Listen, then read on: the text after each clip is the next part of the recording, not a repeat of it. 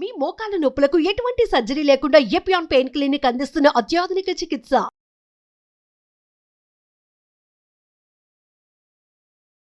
Welcome to Suman TV. ప్రస్తుతం మనతో పాటు ఉన్నారు డాక్టర్ ఏ మాలతి శ్యామల గారు, ప్రకృతి వైద్య నిపుణులు, nature cure hospital, Balkampet, Hyderabad. వారితో మాట్లాడదాం. మేడం నమస్తే. మేడం, నిద్రలేమి సమస్యతో చాలా మంది సతమతమవుతున్నారు. చాలా అనారోగ్య సమస్యల్ని కొని తెచ్చుకుంటున్నారని వారికి తెలుసు. బట్ ఏం చేయలేకపోతున్నాం, నిద్ర రావట్లేదు. ఆ టైంలో మొబైల్స్ చూస్తూ ఉంటాము, గ్యాడ్జెట్స్ చూస్తున్నాం, సినిమాలు చూస్తున్నాం. పిల్లలు కూడా అలాగే తయారయ్యారు మేడం. మరి ఏంటి ఈ సమస్యని ఎలా అధిగమించవచ్చు? న్యాచురోపతి ద్వారా మీరు ఈ సమస్యని ఏ విధంగా తగ్గిస్తారు? మీరు ఏమైనా టిప్స్, సలహాలు తెలియజేస్తారా మేడం? దానికి ఆన్సర్ మీరే చెప్పేశారు. కానీ నిద్ర రావట్లేదు మేడం, సమస్య నిద్ర లేదు. నిద్ర లేని తనానికి కారణాలేంటో మీరే చెప్పేశారు కాబట్టి ఆ కారణాలు ఏవైతే ఉన్నాయో అవి తగ్గించుకుంటే ఆటోమేటిక్ గా నిద్ర వచ్చేస్తుంది, తగ్గిపోతుందంటే. నిద్ర రాకపోవడం వల్లే కదా మేడం దానికి అడిక్ట్ అవుతున్నాం మేము. అసలు యాక్చువల్ గా ఏంటనంటే శరీరానికి తగినంత శ్రమ ఇవ్వకపోవడం. కష్టపడుతున్నారు కదా మేడం, ఎక్కడ కష్టపడుతున్నారు? డెస్క్ టాప్ మీద ముందు కూర్చొని కష్టపడుతున్నారు, శరీర వ్యాయామం చేస్తున్నారు. ఇంకొకటి ఏంటంటే విపరీతమైన స్ట్రెస్. ఈ టార్గెట్ నేను కంప్లీట్ చేయాలి, ఈ రోజు నాకు ఇది టార్గెట్ అయిపోవాలి కాబట్టి నిద్ర వస్తున్నా కూడా ఆపుకొని ఆ టార్గెట్ ని కంప్లీట్ చేస్తున్నారు. ఒక ప్రణాళిక అనేటటువంటిది లేదు, దేనిలో ఒక టైం టేబుల్ లేదు. దీని తర్వాత ఇది చేద్దాము అనేటటువంటిది, రేపు చూద్దాంలే, రేపు చేసుకుందాంలే, అలా ఆలోచన చేసుకుంటూ వెళ్ళిపోయి అంతా ఒకటేసారి చెయ్యాలి అనేటటువంటిది క్లబ్ చేసుకొని ఆరోగ్యం, నిద్ర లేని సమస్య వస్తుంది. ఎందుకంటే రేపు పొద్దున నేను ఈ టార్గెట్ కంప్లీట్ చేయాలంటే ఈ రోజు రాత్రంతా కూర్చొని చేయాలి, కనీసం ఒక వారం రోజులు. అది కంటిన్యూస్ గా ఏమైపోతూ ఉంటుంది అని అంటే అదే శరీరానికి అలవాటు అయిపోతూ ఉంటుంది. ఆ టైం లోపల నిద్ర రాకుండా అయిపోతుంది. ఫస్ట్ ఆఫ్ ఆల్ ఇదొక స్ట్రెస్, ఇదొక సమస్య వస్తుంది. ఇంకా కొన్ని నర్వ్స్ డిజార్డర్స్ వల్ల కూడా సమస్య అనేటటువంటిది చాలా వరకు ఉంటుందన్నమాట. కొంతమందికి ఏజ్ పెరుగుతూ ఉన్నా కూడా నిద్ర రాకపోవడం ఉంటుంది. చాలా మందికి ఏజ్ తోటి కూడా నిద్ర సమస్య అనేది ఉంటుంది. అంటే రాత్రిపూట వాళ్ళు తక్కువ నిద్ర పోతూ ఉంటారు, పొద్దున పూట మధ్యాహ్నం పూట పడుకుంటూ ఉంటారు కొంతమంది. సో అలా వాళ్ళకి సమస్య ఉంటుంది, ఏజ్ తో కూడా ఈ నిద్ర లేని సమస్య. కానీ యంగ్ వాళ్ళకి ఏంటి అనేసి అంటే మెయిన్ గా వాళ్ళ ఈ అడిక్షన్స్. ఫస్ట్ వాళ్ళు ఇదొక ఆల్కహాల్ కన్నా పెద్ద అడిక్షన్ ఏమైపోయింది అని అంటే సెల్ ఫోన్ చూడడం. దానివల్ల ఎక్కువ సమస్య. అవును, అది ఎక్కడ పైన సెల్ ఫోన్ మనకి ఒక ఏమైపోయింది, అత్యవసరమైనటువంటి వస్తువులాగా అయిపోయింది.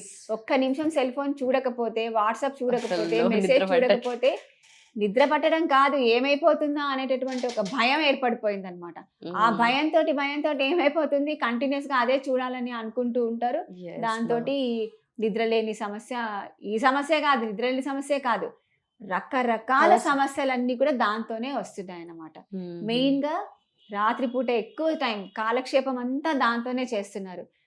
10 గంటలకు పడుకొని 4-5 గంటలకల్లా లేచారనుకోండి, అది ఎంత ఏమంటారు దానికి, మంచి స్లీప్, గుడ్ స్లీప్.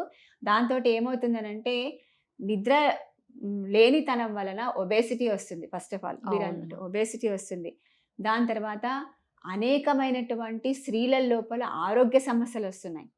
అంటే పిల్లలు, చాలా మందికి పీసీఓడి పేరు విన్నారు కదా, పీసీఓడి సమస్య వస్తుంది. దాని నుంచి సంతానం లేని సమస్య వస్తుంది. దాని నుంచి రకరకాల ప్రాబ్లమ్స్ అన్ని వస్తున్నాయి అన్నమాట. హార్మోనల్ ఇంబ్యాలెన్స్ అనేటటువంటిది కూడా నిద్ర లేనితనం వల్లనే జరుగుతుంది అనమాట. సో వీటన్నిటికీ కారణం ఏంటి? సరి అయినటువంటి వ్యాయామం ఇవ్వకపోవడము, సరి అయినటువంటి ఆహారం తినకపోవడం, టైంకి భోజనం చేయకపోవడం. ఇప్పుడు అర్ధరాత్రి 12:30కి భోజనం చేస్తే నీకు ఎప్పుడు నిద్ర రావాలి?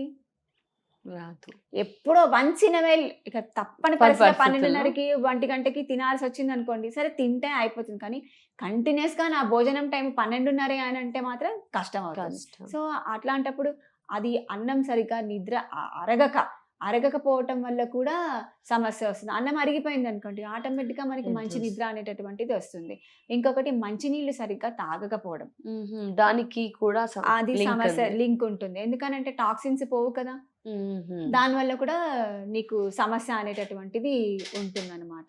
సో ఇదే కాకుండా చాలా మంది ఏం చేస్తుంటారు, నిద్ర లేదు కదా, మంచి నిద్ర రావాలంటే పాలు తాగండి, లేకపోతే కొంచెం పెట్టుకో, అది పసుపు యాడ్ చేసుకొని పాలు తాగండి గోరువెచ్చగా అలా. అట్లాంటివన్నీ చెప్తుంటారు. కానీ ఒక్కొక్కసారి కొంతమందికి ఏమైపోతుందనంటే ఈ టిప్స్ ఇవన్నీ ఫాలో అవుతుంటే ఎసిడిటీ స్టార్ట్ అవుతుంది, దాని నుంచి నిద్ర లేకుండా పోతుంటుంది.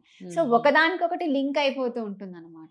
సో దీనికి మెయిన్ గా మనం ఎలాగా సొల్యూషన్ తీసుకోవాలి అని అంటే, సరి అయినటువంటి ఆహారం తీసుకోవాలి, టైంకి తీసుకోవాలి, త్వరగా రాత్రి పూట త్వరగా జీర్ణమయ్యేటటువంటి ఆహారాన్ని తీసుకోవాలి. అంటే నాన్ వెజిటేరియన్ అనేటటువంటిది రాత్రిపూట ఎంత తీసుకోకుండా ఉంటే అంత మంచిది.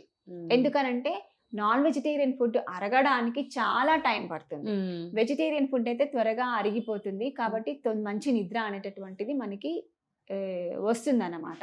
సో ఇంకొకటి ఏంటి అంటే మంచినీళ్ళు తక్కువగా తాగడము, ఇంకొకటి స్ట్రెస్ చేయడం. అంటే స్ట్రెస్ లేనటువంటి వాళ్ళు ఎవరు, అందరూ స్ట్రెస్ ఉన్నటువంటి వాళ్ళే. బట్ కాకపోతే ఏంటంటే దాన్ని మనం ఒక ప్రణాళిక కింద మనం తగ్గించుకోవాలి, దాన్ని మనం చేసుకోవాలి, ఓవర్కమ్ చేయాలి. ఇంకా దానికన్నా ఏంటంటే మెడిటేషన్ అనేటటువంటిది చాలా ఇంపార్టెంట్. ఏ విధంగా మెడిటేషన్ చేసుకోవచ్చు? ప్రాణాయామ, బ్రీతింగ్ ఎక్సర్సైజెస్ కొన్ని ఉంటాయి. శీతలి, శీతకారి అని ప్రాణాయామ ఎక్సర్సైజెస్ ఉంటాయి. ప్రాణాయామ ఉంటుంది, అవి ఎక్సర్సైజెస్ కాదు, ప్రాణాయామం ఉంటుంది. ఎక్సర్సైజెస్ కి ప్రాణాయామకి చాలా తేడా ఉంటుంది. సో ఈ ప్రాణాయామ అనేటటువంటిది రెగ్యులర్ గా అలవర్చుకోవాలి. ఇప్పుడు రోజులో 24 గంటల్లో కనీసం ఒక 10 నిమిషాలైనా ప్రాణాయామ, ధ్యానము అనేటటువంటిది చెయ్యాలన్నమాట. ఈ రెండు చేస్తే ఏ సమస్య అయినా కూడా తగ్గే అవకాశం ఉంటుంది. ఎందుకంటే హ్యాపీ హార్మోన్స్ అని అంటాం కదా, ఆ హ్యాపీ హార్మోన్స్ అనేటటువంటివి రిలీజ్ అయ్యేటటువంటి అవకాశం ఎక్కువగా ఉంటుంది ధ్యానం చేస్తే. ప్రాణాయామ చేయటం వల్ల కూడా శరీరం అంతా చల్లబడుతుంది. ప్లస్ ఇంకొక అంటే చల్లగా అంటే మెటబాలిక్ యాక్టివిటీ అనేటటువంటి సమతుల్యం అవుతుంది అన్నమాట. సో బీపీ ఉన్నటువంటి వాళ్ళకి బీపీ కంట్రోల్ అవుతుంది, స్ట్రెస్ ఉన్న వాళ్ళకి స్ట్రెస్ కంట్రోల్ అవుతుంది, థైరాయిడ్ సమస్య ఉన్న వాళ్ళకి అది కంట్రోల్ అవుతుంది. అలా ఈ ప్రాణాయామ చేయటం వల్ల మనకి లాభాలు ఉంటాయి. ఇన్ని నిమిషాలు, ఎగ్జాక్ట్ ఎన్ని నిమిషాలు చదవాలి? ఏజ్ బట్టి డిఫరెన్స్ ఉంటుందా? మేల్స్ ఫీమేల్స్ ఎవరైనా? అందరూ చేయవచ్చు, వాళ్ళ యొక్క దీన్ని బట్టి చేసుకోవచ్చు. దానికి అలా ఏమీ ఉండదు, ఏజ్ని బట్టి దానికి అట్లా ఏం డిఫరెన్స్ ఏమి ఉండదు. ఎవరైనా కూడా పురుషులు 10 to 20 అలా ఏమీ ఉండదు. ఆడవాళ్ళకి మగవాళ్ళకి అనేది అందరికీ ఒకటే రకంగా చూసుకోవాలి. అంటే ఆ బ్రీతింగ్ మీద కాన్సన్ట్రేట్ చేయాలన్నమాట. ఎక్కువసేపు మనం కుంభకం అని చేస్తాం కదా, ఎక్కువసేపు బ్రెత్ ని హోల్డ్ చేయాలి. హోల్డ్ చేసే ఇన్హేల్ చేశాక బ్రెత్ ని హోల్డ్ చేసే కెపాసిటీని మనం మెల్లమెల్లగా పెంచుకుంటూ వెళ్తే అప్పుడు మనకి సమస్యలు చాలా వరకు తీరుతాయి అన్నమాట. చేసుకోవచ్చా మేడం? ఎవరైనా ఎక్స్పీరియన్స్ పర్సన్స్ తోటి ఫస్ట్ ఆఫ్ ఆల్ ట్రైనింగ్ అయిన తర్వాత నిదానంగా మనం చేసుకుంటూ వెళ్ళాలి. దాని తర్వాత ధ్యానం చేయాలి. ధ్యానం అనేది చాలా మంది మెడిటేషన్ ఎట్లా చేయాలి, ఫస్ట్ కళ్ళు మూసుకోగానే ఏవేవో ఆలోచనలు వస్తాయి, రానియండి. ఇప్పుడు వచ్చిన ఆలోచన రేపు ఇంకో 10 నిమిషాలలో ఉండదు, 10 నిమిషాల ముందు వచ్చినటువంటి ఆలోచన ఇప్పుడు ఉండదు. ఎన్నైనా రానియండి కంటిన్యూస్ గా. ఫస్ట్ ఇనీషియల్ గా ఎన్ని ఆలోచనలు వచ్చినా ఏం ప్రాబ్లం ఏమి ఉండదు, కంటిన్యూస్ గా వస్తూ ఉంటే అదే మెల్లమెల్లగా అలవాటు అయిపోతూ ఉంటుంది. Thank you so much madam, valuable information. నమస్కారం.